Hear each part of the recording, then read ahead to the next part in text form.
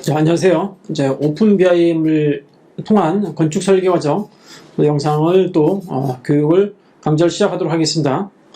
이번에 이제 알려드릴 내용은 그러면 도대체 어떤 제품, 어떤 BIM 제품을 활용해서 설계를 해야 되는가, 그거에 대한 이야기인데요. 결론적으로 말씀드리자면 어떤 특정한 소프트웨어를 하나만 가지고 모든 걸 다 수행할 수 없다, 이렇게 결론을 내리고 싶습니다. 왜 이렇게 제가 결론을 내리는지 이야기를 해드리도록 하겠습니다.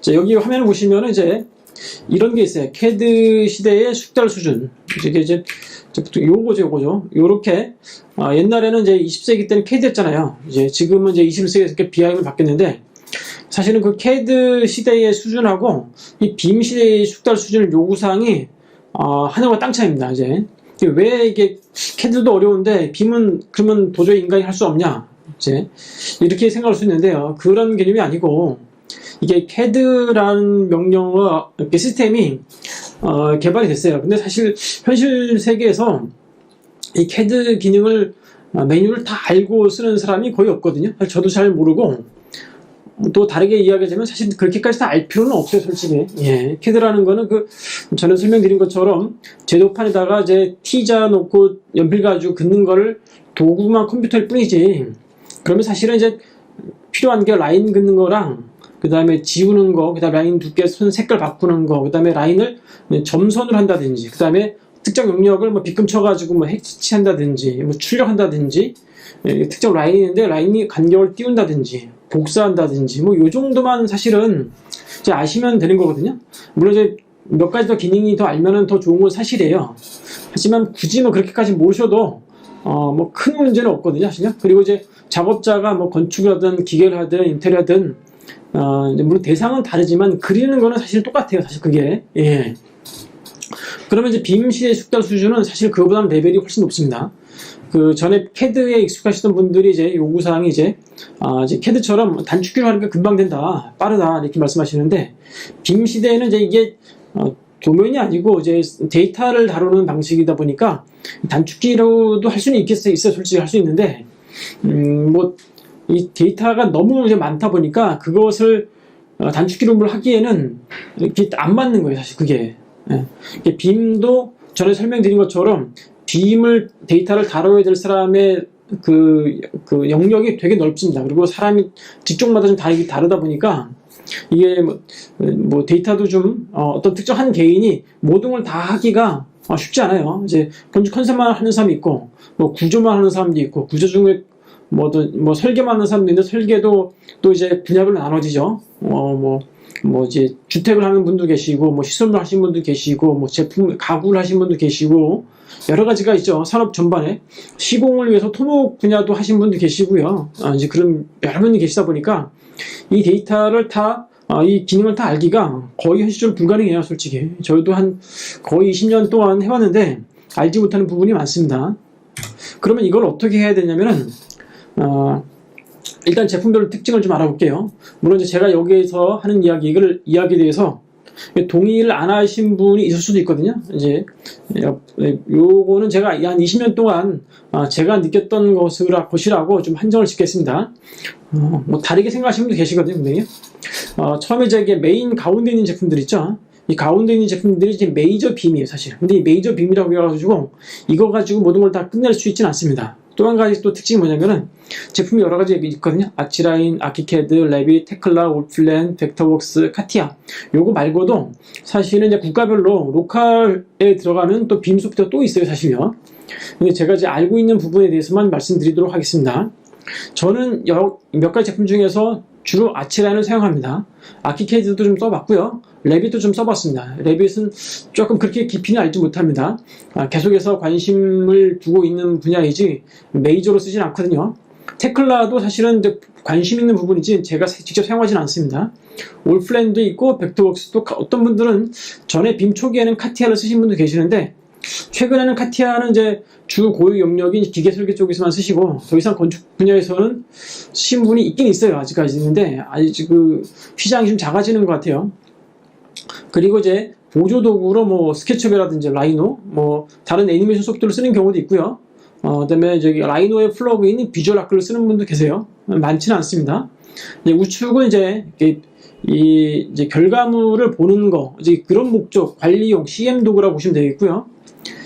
여기 스케치업도 설명해 드릴게요. 스케치업은 한 2002년도에 우리나라에 도입이 됐고요. 국내 사용자가 좀 많아요. 그런데 이 스케치업은 이 공면 모델링에 좀 한계점이 있고요. 또 한 가지 문제점이 스케치업은 오픈GL 방식의 이게 그 가속을 방식을 쓰는 소프트웨어입니다. 그러다 보니까 이게 대용량 처리해서 어떨 땐 됐다 들쑥날쑥하고, 오픈GL 자체가 개발이 더 이상 안 된 지가 꽤 흘렀어요. 제가 알기로 한 10년 정도 흐른 것 같아요. 예. 그리고 이제 라이노 역시 이거 원래는 이제 제품 디자인 목적으로 쓴 제품인데, 이거는 그 공면 모델링은 잘 돼요. 예. 하지만 또 이제 컨셉 모델링이 지금 약합니다. 그러니까 스케치업의 컨셉 기능이 좀 강하고요. 라이노의 플러그인으로 빔 모델링이 가능한 비주얼 아크 기능이 있어요. 근데 이제 아무리 이게 이 플러그인 제품인데, 이 플러그인 제품의 단점이 뭐냐면은, 아무리 제품이 훌륭해도 이게 기본 플랫폼의 한계를 뛰어넘을 수 없다라는 이제 그런 단점이 있어요. 스케치업도 마찬가지입니다. 스케치업에 다양한 이제 루비 스크립트를 이용한 플러그인들이 있는데, 스케치업의 기본 한계를 뛰어넘지 못한다라는 이제 그런 단점이 있죠. 예. 물론 도면도 안 되고, 둘 다 더 정확한 도면은 안 만들어집니다. 그래서 모델링 보조 도구로 쓰이는 경우가 대부분이고요. 메이저 빔으로는 쓰기가 한계가 있습니다. 최근에는 이제 라이노 안에 있는 그래스호퍼를 이용해서 비정형 건축이라든지 파사드 디자인을 좀 아티스틱하게 할 수 있는 그런 기능이 나와 있는데, 사실 이렇게 그 디자이너 입장에서 그런 그 로직 에디터를 쓴다라는 것이 힘든 것 같아요. 물론 이제 여기 보시면 이제 레빗이라는 제품 안에 보면은, 제품 아니 별개죠. 이게 다른 이제 그 비주얼 로직 에디터가 프리미어로 제공되는 게 있어요. 레빗은 아니고 이제 별도 제품인데, 레빗에서 사용자가 주로 많이 사용하죠. 그렇지. 근데 그런 부분이 이제 좀 어렵긴 어렵거든요. 이게 아마 제가 이름을 순간적으로 기억을 못 하는데, 테클라는 같은 경우는 이제 여기 밑에 거 좀 먼저 설명드릴게요. 테클라 같은 경우는 주로 스틸 구조 쪽에 특화되어 있습니다. 그러다 보니까 이제 철근 콘크리트 쪽에서는 좀 약한 부분이 있고, 주택도 잘 안 돼. 이거는 주로 철근 쪽만 잘 되신다 이렇게 보시면 되겠고요. 그 다음에 올플랜도 제가 그렇게 잘 알지 못하지만은, 이게 좀 요 위에 아치라인, 아키캐드, 레빗과 좀 유사한 점이 좀 있습니다. 벡터웍스는 2D 기반이 좀 잘 되는 소프트웨어입니다. 오히려 3D가 좀 잘 안 되는 거죠. 근데 아치라인과 아키캐드, 레빗은 이게 약간 어떤 게 좋냐라고 이제 저희한테 질문하시는 분 계시는데, 사실은 제품별로 약간 좀 지향하는 바가 좀 다르다고 생각할 수가 있습니다. 아키캐드가 역사가 좀 깊어요. 근데 이제 이 아키캐드 역시 대형 건축물에 초점이 맞춰져 있어요. 레빗도 마찬가지고요. 그러다 보니까 이제 테클라하고 약간 겹치는 영역이 있거든요. 그래서 레빗에서는 보면 MEP라든지 스틸 구조 쪽에도 레빗 쪽에 무슨 어드밴스 스틸인가 해가지고 그 스틸 구조 쪽에 특화된 제품이 출시되는 걸로 알고 있습니다.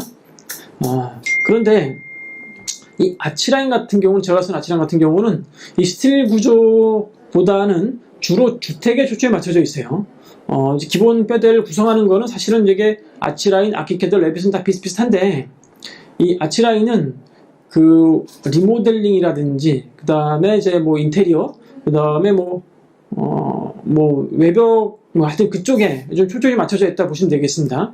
물론 이제 기본 골조도 되죠. 그래서 주택 위주고, 이런 제품들은 좀 대형 건축물, 인천공항 같은 건물은 아치라인 같은 경우는 힘들어요. 아키캐드나 레빗으로 하셔야 되고요. 테클라 같은 제품으로 한계가 있다 이렇게 생각하시면 되겠습니다. 대형 큰 게 되니까 작은 것도 되지 않을까 생각하시는데, 전혀 다릅니다. 사실요. 이게 대형 건축물일수록 이 세세하게 들어가는 리모델링 기능이 거의 없다고 보시면 되겠습니다.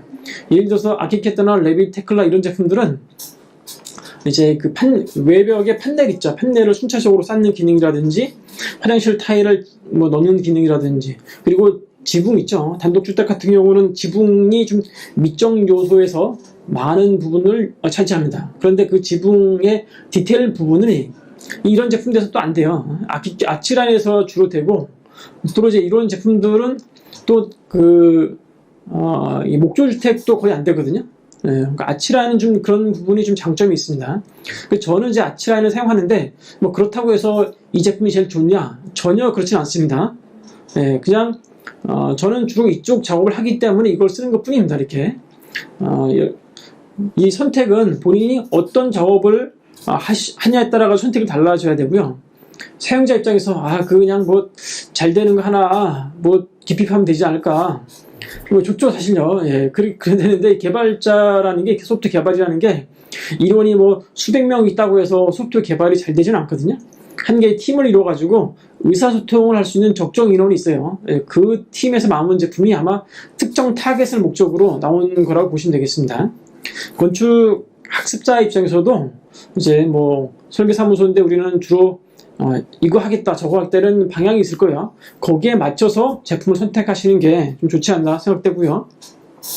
이제 활용되는 그 소프트웨어들이죠. 저희는 이제 리브레오피스라고 무료 엑셀 같은 거 쓰고 있고요. 예, 요즘은 그 클라우드 베이스, 즉 한 명이 이제 이쪽 직원과 협력할 때 한 온라인상에서 동시에 작업할 수 있는 시스템이 있습니다. 그러니까 구글 독서라든지 아이클라우드는 꼭 맥 사용자 아니라도 상관없거든요. 윈도우상에서 브라우저 접속만으로도 가능하고요.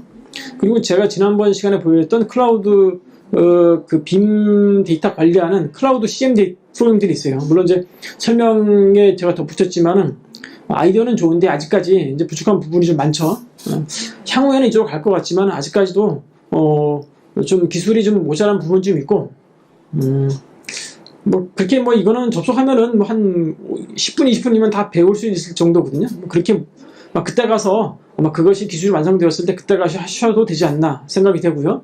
지금 현재로서는 이제 오프라인 상태의 빔 데이터 IFC 파일을 볼 수 있는 게 가장 흔히 쓸 수 있는 게 요겁니다. 이게 빔비전, 빔비전.eu 여기서 이제 무료 다운로드 받으셔가지고 쓸 수 있고 2D 데이터 같은 경우는 여기서 보시면 되겠습니다.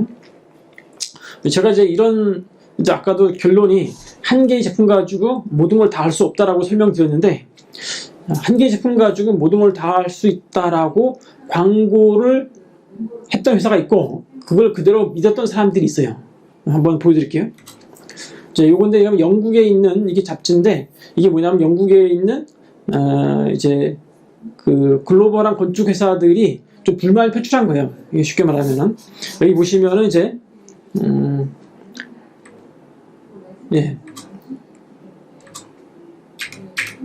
요게 이제 요거 내용 있죠. 빔 소프트웨어에 대한 그러니까 오토데스크 누구 사장 누구에게 소프트웨어 레빗에 대한 스튜디오의 불만에 대해 설명합니다라고 그러죠. 좀 크게 보면은 요거예요, 요거. 요건데 그게 자하디드라든지 뭐 이런 회사들이 좀 큰 회사죠. 영국에서 대표하는 큰 회사들인데 좀 쉽게 말하면은 이게 돈 많이 들어갔는데 이게 안 된다. 근데 사실은 저는 생각이 다른 게 안 되는 거는 안 된다고 믿은 사람이 된다고 믿던 사람이 좀 약간 좀 뭘 모르지 않았나 생각을 합니다. 아까 설명드린 레빈 역시 좋은 제품이에요. 좋은 제품인데 마치 그거 하나 가지고 모든 영역의 빔 소프트웨어를 커버한다.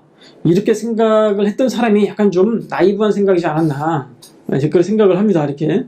이 빔 작업자는 전에 설명드린 것처럼 여러 그룹의 작업 단계의 사람들이 필요합니다. 이 사람들이 다 협력을 하게 되어 있거든요. 그러다 보니까 이 작업자별로 사실 전문화되어 있는 게 되게 많아요. 사실요. 저도 이제 이 일을 하면서 작업자분들에게 많이 설명을 듣고 그들의 요구가 뭔지를 이해를 하는 과정이 필요하거든요. 그래서 사실 빔 작업을 위해서는 빔 소프트웨어 기술자의 지원이 필요합니다. 잘 하다가 어떨 때 좀 모르는 경우도 있고 안 되는 경우도 있거든요. 이거는 빔 소프트웨어는 계속 발전하는 단계이기 때문에 사실은 완벽하게 마스터할 수가 없어요. 왜냐면은 개발자들이 매년 새로운 기능을 넣거든요. 이렇게 빼기도 하고 그런 과정에 있다 보니까 사실은 빔 소프트웨어 기술자의 도움을 받을 수밖에 없습니다. 또 한 가지 이 작업자들의 공동 작업을 위해서 표준 포맷을 활용해서 결국에는 빔 오픈 BIM을 통한 프로젝트가 진행이 되는 거죠. 이 과정을 생각하지 않으면은 전의 방식, 그냥 CAD 기술 몇 개 가지고 모든 걸 다 할 수 있다라는 생각, 예, 그거는 좀 지금의 생각하고는 21세기의 그 협력관계의 빔 프로젝트하고는 좀 거리가 멀지 않나 생각을 합니다. 물론 이제 자기만의 특수한 기술을 배우는 과정은 필요합니다. 하지만 또 한 가지 거기에 플러스해서 내가 어디로부터 도움을 받을 것인가, 이런 부분에 대해서도 생각하셔야 되고요. 내가 다른 업종하고도 협력을 어떻게 할 것인가, 이런 부분에 대해서도 같이 고민하셔야 된다고 저는 생각합니다. 예. 자, 지금까지 빔 작업, 예, 어떤 제품을 사용할 것인가, 이렇게 자기에게 맞는 제품을 찾으시고요. 특정 한 개의 제품이 모든 영역을 다 할 수 있다는 생각은 좀 나이브한 생각, 좀 착각이라고 생각을 합니다. 저는 이제 이 강좌를 통해서 제가 모든 걸 다 하지 않습니다. 역시 마찬가지로 주로 이제 주택 분야, 아치란을 이용한 이런 그 주택 설계에 대한 부분만 이야기할 겁니다. 네, 지금까지 영상 시청해 주셔서 감사합니다.